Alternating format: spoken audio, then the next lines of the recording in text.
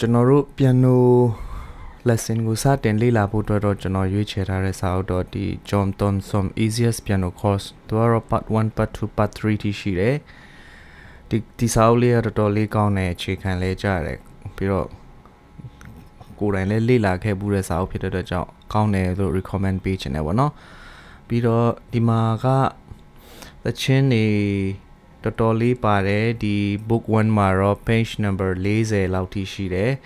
ဒါပေမဲ့သချင်းအပုပ်40တော့မဟုတ်ဘူးဒီမှာသူရှင်းပြတဲ့ဟာပြီးတော့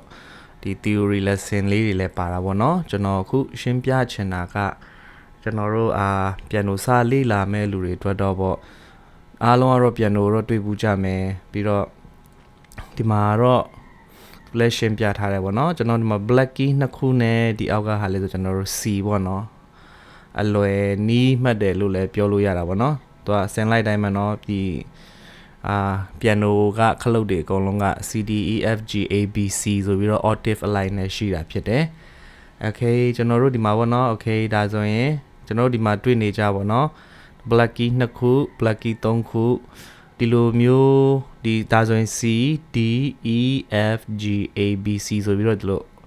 octave တစ်ခုအုပ်စုတစ်စုတွေရှိတာပေါ့နော်အဲ့လိုမျိုးပေါ့နော်ဒီမှာ black key 2ခုတွေ့မယ်ဒီမှာ black key 3ခုတစ်စုံမှတွေ့မှာပေါ့နော်ပြီးတော့ကျွန်တော်တို့ဒီမှာတော့ရှင်းပြထားတာတော့ဒီ piano ရဲ့အလယ်မှာရှိတဲ့ဟာကို middle C လို့ပေါ့ခေါ်တယ်ပေါ့နော် middle C သူကဒီဘက် C တွေနဲ့တော့မတူဘူးပေါ့နော်အလယ်မှာရှိတယ်ဒီဘက်တခြား C တွေနဲ့တော့အတန်အနှိမ့်မြင့်တော့ကွာသွားမယ်ပေါ့နော်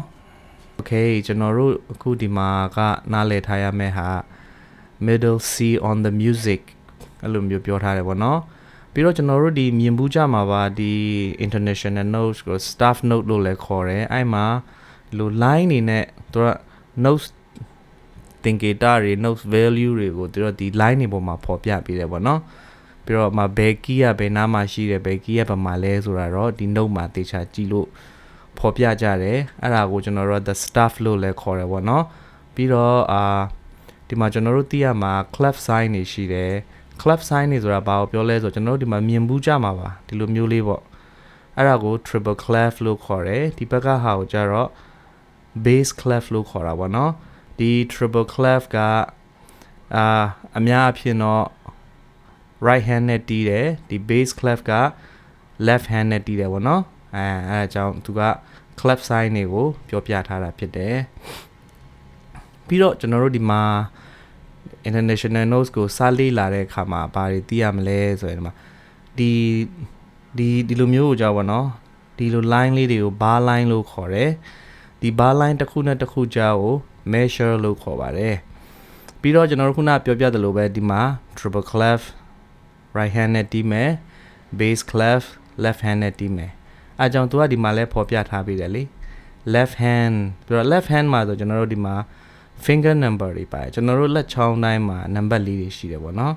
right hand မှာလည်း number ရှိသလို left hand မှာလည်း number ရှိတယ်လက်မကနေစပြီးတော့1 2 3 4 5 right hand ဆိုလည်း1 2 3 4 5ဆိုပြီးတော့ရှိတယ်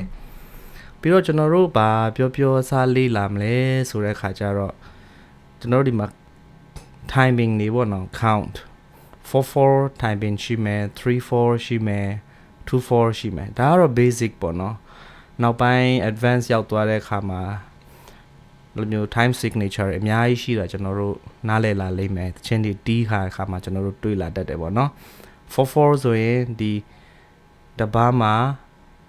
4 beat ရှိမယ်3 4ဆိုရင်3 beat 2 4ဆိုရင်2 beat ရှိမယ်ဆိုတဲ့ဟာကိုဒါကတော့introduction ပေါ့နော်အလုံးစတင်မိတ်ဆက်ပေးတာပေါ့နားလည်လွယ်အောင်ခုနပြောမယ်ဆိုရင်ဒါ triple clef bass clef ဒီမှာလည်းအဲ့လိုမျိုးပေါ့နော်ဒီ notes တွေရေးတဲ့အတိုင်းမှာတချင်းတိုင်းမှာကျွန်တော်တို့ကြည့်ရင်ဒီ triple clef bass clef ပါမယ်ဘာဖြစ်လို့လဲဆိုတော့ညာဘက်နဲ့တီးမယ်ဘယ်ဘက်နဲ့တီးမယ်တလှည့်စီတီးတာရှိမယ်အတူတူတီးတာရှိမယ်ဆိုတဲ့ဟာကြိုတီးရမှာပေါ့နော် timing တွေလည်းအဲ့လိုပဲတပားမှာ4 beat ရှိတာမျိုးတွေရှိတယ်မဲ့အခုအစပိုင်းမှာလိလာတဲ့ခါမှာတော့4ဆိုရင်တချင်းတစ်ပုတ်လုံး4နဲ့ပဲတီးတာရှိတယ်တချင်းတော်များများလည်းအဲ့လိုပဲတီးကြပါတယ်4ဆို4နောက်ပိုင်းမှာ3 4တို့5 4တို့တချင်းထဲမှာညှက်ပြီးတော့ tempo တွေ chain သွားtempo chain နဲ့ time signature တွေ chain နဲ့အဲ့လိုမျိုးတွေတော့ရှိတာပေါ့နော်